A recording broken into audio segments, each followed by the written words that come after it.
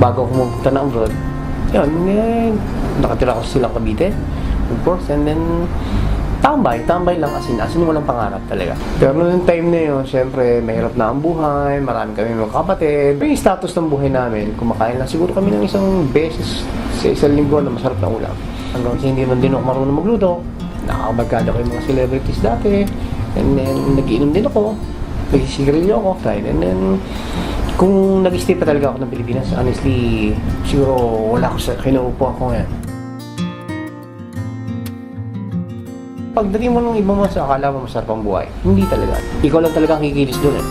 Kung mamimili ka pa ng trabaho, wala kang mararating. 25 years old ako bago nagpunta sa abroad. Sa Monte Carlo ako.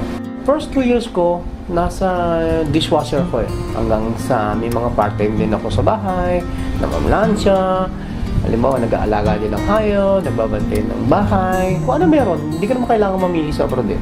Makikisama ka, you really have to speak French or Italian. Tinatry mong ibigay kung anong gusto nila, yung utos nila. Pero hindi mo siya maintindihan eh. Kasi minsan, utusan ka, they call you stupid, wala kang alam. Minsan, umurahin ka na sa harapan, yung tipong binabayaran kita, amo mo ko, kailangan gawin mo yan. So, you have to do it. First 3 years ko, talagang, sabi ko, uwi na lang ako.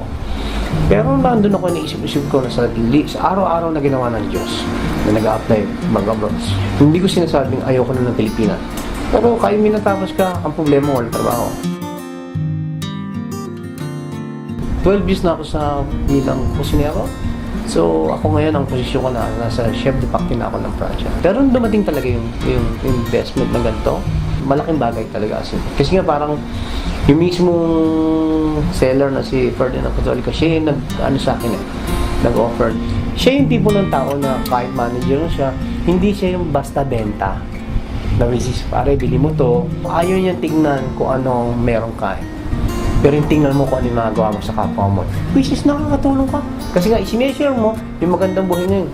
Ito namang sa Pilipinas, hindi ka basta iiwanan eh. Ipinamumukha nila kung ano ang dapat para sa atin. Kasi nga may mga pamilya tayo eh. Ang Pilipinas, gusto lang tumulong sa kapwa natin. Which is, kailangan tayo mga hindi lang tayo nandito.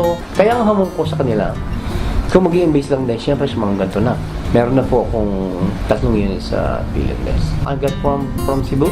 This is Grand Senya. Dito sa One Oasis, isa ako doon sa commercial, sa M, and then sa Building C. Minsan, I get 150 euro in my pocket. Pag ginastos ko to, isang panghulog ko na to eh. Parang nire-remind ka ng in-invest mo. Which is maganda. Parang talagang may pinaglalaanan ka. Which is para sa'yo. 3 years from now, bayad mo na siya. Nung in-offer sa amin to, hindi na ako nagdalawang isip eh. Kasi nga, while you invest your money, hindi mo babayad, kumikita ka na eh. And ang proseso pa ng bill invest is the best eh. Parang affordable na talagang maka-Filipino style. Pagkabigay pa lang ng susi sa amin, as in, may umupa na. Bakit ako meron sa tingin nyo, mga kababayan ko, na meron akong 3 units dito? Hindi sa may pera ko eh. Dahil nagustuhan ko. Personally. That's why I'm here. Ang sabihin, mas maganda kasi, naiintindihan yung sitwasyon natin eh. Na meron tayong binabayaran. Kasi katwiran natin mga OFW, marami kang binabayaran, marami akong anak, marami akong pamangkin. Hindi yung laki ng kita mo eh. Hindi na yun eh. Kung paano mo iaayos yung pera mo. Sa Bilinbet, ang offer nila, maganda talaga yung program eh. May mga suporta naman para sa yan eh. Bilang nakapag-invest sa Philinvest talaga, I'm very proud naman. Ang sa akin lang tingnan nyo kung ano yung meron ako na ngayon. I'm not telling I got 3 units, hindi na yun eh. Pero kung ano na idulot sa akin right now. At masaya ako.